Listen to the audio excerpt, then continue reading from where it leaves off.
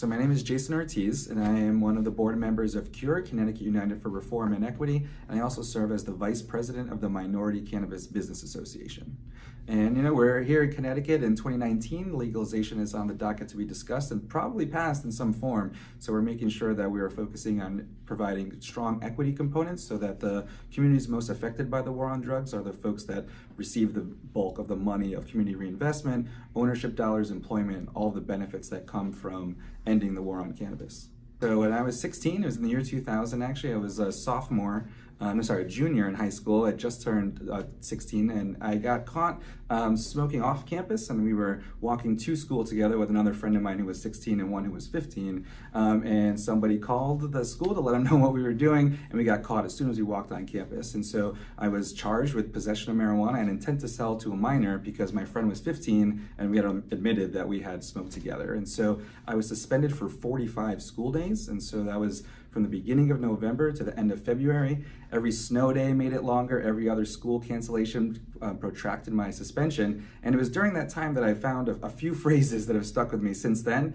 The war on drugs, selective enforcement, and the school to prison pipeline. And so when I learned about the war on drugs, which is a bit of a misnomer, it's actually a war on people who use some drugs. It's a very selective piece of policy there. And so for me, I was one of the people caught up in the school to prison pipeline, right, where I got suspended for something and I could have had very detrimental effects to my education. Luckily, I had a strong family. It kept me going. I went back to school a few months later, but I definitely learned that some policies just didn't make sense. Pulled me away from all my friends and family for the time. And so when folks were in school, I was home alone. When folks were out and I could socialize, I had to go to tutoring. And so, I got very depressed after that for a long time. And I was very angry about it for a long time too, because of what it did to me and in learning what it did to everyone, right? And so I saw I was part of this bigger problem that lots of folks like me and that looked like me and had skin color like me were having their lives destroyed. And so it was something that I was driven ever after that to try to fix. But also it has brought me into communication and relationships with lots of other folks that were affected,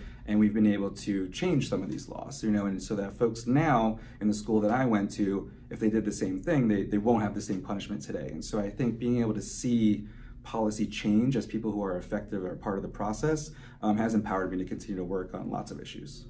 Well, I think the important thing to remember is that communities have been destroyed by the public policy choices of the folks in Hartford and in DC. And so we want to make sure we're focusing on actually healing that damage that was done, and that means reinvesting in very specific ways. But also, as we open up this industry, it's going to be an industry that those communities that are most affected should be also the folks that are at the forefront of the industry and employing each other. When it comes to marijuana being in retail in Hartford or wherever, I want to make sure that our communities are benefiting from it. And so for us, ownership is really important, that we see folks that are have been recently released from prison or have something on their record be part of this new industry moving forward, right? But as we're seeing right now in Colorado and Massachusetts, it's not what's happening, right? We're seeing the same racist impacts of the war on drugs being replicated and sort of doubled down on by the current legal industry. And so it's a very white industry, it's a very old and wealthy industry at this point. And so we would like to see young people of all colors be able to enter this industry in an ownership manner. And that's really important to us. When we release prisoners and expunge these records, we want to make sure that the opportunity now being offered to other communities is also offered to the folks that were harmed by it. And that's our primary concern. But we're also, folks like our elderly senior citizens are currently, being forced to become criminals just to get medicine that some of their other senior citizen friends can access legally. And so there's a weird situation where some folks are able to have it and some aren't, and accessibility is really important for us. So being able to have delivery for old folks, so they don't have to go to a dispensary will be important. And so it's a lot of those little details that I think folks forget, that when we legalize, the war on drugs is so pervasive in how it has affected our society that the policies are going to have to go into every aspect of it and try to fix it. Sure. You could just look at the data of how many people of color or minority-owned businesses are in the industry, and it's less than 1% in just about every state there is. And especially places like California, that makes no sense, right? There's plenty of very successful people of color in those states, but Massachusetts, a good friend of mine, Shalene Title, who I've known for a long time, recently was quoted saying out of 79 provisional licenses, 0 went to people of color, and she's the social justice chair of the Massachusetts Cannabis Commission. And so if the administrators that are creating the program are telling us that the number is 0, that's a serious problem. And so here in Connecticut, we've united with a lot of different folks of color that have been part of this process to try to make sure when we do it right.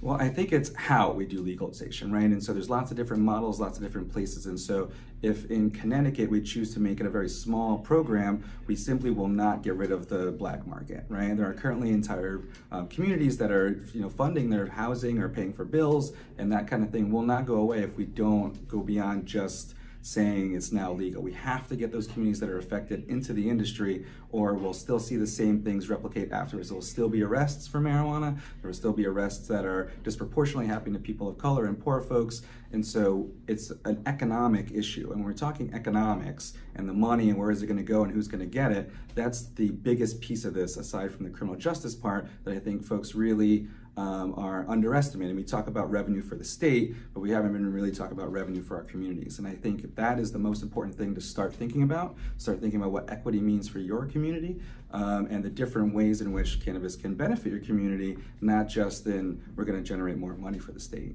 It's clear that over 70% of the arrests were young men of color. And that's been for many decades now. And so as the war on drugs was escalating under Nixon, he actually made it quite clear, one of his aides recently came out and said this, that it was a political ploy to have to directly disrupt communities of color, specific communities of color that were organizing against the war in Vietnam at the time, and the white anti-war activists, right? And so that was sort of the inception under Nixon. And as we saw the inception when it first started under Anslinger in the early 1900s, that was explicitly to arrest African Americans and Mexicans at the time. And so fast forward to now, places like New York City have been doing, stop and frisk on Puerto Ricans and African Americans for many years, and we created the mass incarceration system. And if we look even today, it is still predominantly black and brown. And so the data, the arrest data has been there. And so it's very clear, and it has been young men predominantly, right? And so a lot of parents and breadwinners and folks that were funding their families were ripped from those families and put in prison. And so for me, it is Latino and African American communities specifically that have been targeted over the last, 40 years or so, that not only have been targeted on marijuana crimes, they've been targeted even more generally with the criminal justice system for what, I learned was selective enforcement. And so selective enforcement is where something is illegal for everybody, but only certain people are actually punished for it. And that's what we saw today. And the data has been speaking for itself. I was one of those people. And so, it is places like Hartford and New Haven and Bridgeport and New London that were most impacted by this problem. So if there's a person in prison right now for a marijuana-related crime, what does Cure think should happen to that person? I think they should be released. I think right now across the country, there are people that are committing the exact same action, but are making billions and billions of dollars for it. And so I think it would be very hypocritical for us to allow these folks to continue to be in cages over something that somebody else is out here making a lot of money for. And so while I understand that they committed a crime when they did it, this law was ridiculous from day one. And it is something that was implemented purposefully to disrupt certain communities. And so I think that's an unjust law, and we should let those folks out. Not only let them out, but let them out and give them some opportunity to do what they wanted to do to provide for their families through the cannabis industry. Well, I mean, as we've seen in history, there are many unjust laws, right? Like slavery was legal, Jim Crow was legal. Lots of laws that have targeted my community have been legal for a very long time. And so I don't feel any guilt about helping folks leave an oppressive situation, right? I wouldn't feel bad if somebody broke their chains as a slave to get off the plantation, right? That was a crime. You were not allowed to break your own chains as a slave. And so looking at it now, it's the same thing. Like, we're not allowed to free our own people. That's technically, they committed a crime at the time. But was that law just? What was the purpose of what they did? Their intent matters. And so for me, the damage done by the war on drugs and the public policy created by folks that don't look like me and are not from my community was way more damage to all communities than anyone that's currently in prison, right? We're talking about selling a plant, and that's basically what it comes down to. And so I think those folks should be offered an opportunity to do that in a way where they can pay taxes and contribute rather than costing us so much money putting hardworking people behind bars. So I think in Connecticut is actually a good example of our medical system was highly restrictive. And so it cost you at least $2 million, so you have to set aside $2 million in escrow and a $25,000 non-refundable deposit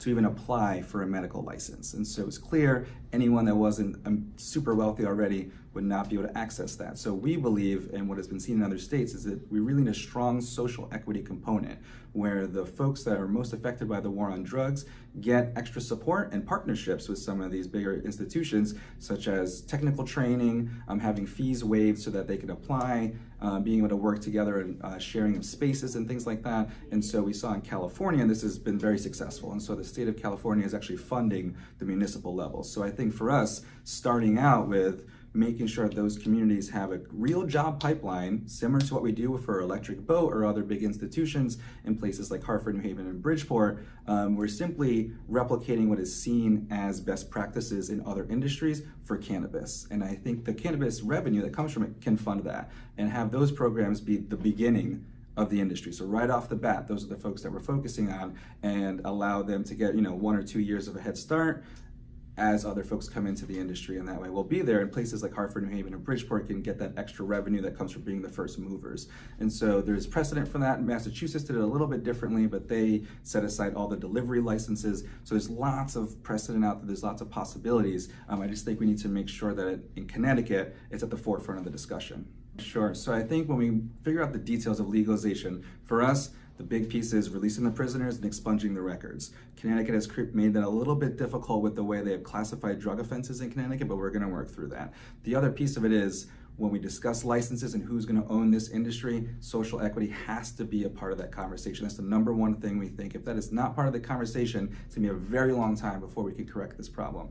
And then lastly, we do believe that we should create institutions that support community reinvestment. And so whether that is creating an Office of Justice reinvestment or hiring an ombudsman for the industry to make sure that commitments made are followed through on. There's lots of ways we can do that, but we want to make sure we address the prisoner issue, we ensure that ownership is from those communities, and that those communities are getting the dollars that we're promising as we discuss legalization. Yeah, I am optimistic. I think, New York is going to move faster than we can. Massachusetts has already gotten there. Rhode Island is talking about it. So there's pressure literally from all around us. And I think the elected officials currently are pretty educated now at this point. We've had the discussion many times. We've talked about medical marijuana, and so it's not so much having to go over the basics with folks, but really what is Connecticut's legalization going to look like? And so I'm optimistic. We have a very strong Black and Puerto Rican caucus that is going to stick with us on equity, and so I think we'll find the thing that works for everybody in the end. I do think that. I think one thing is while there is a big money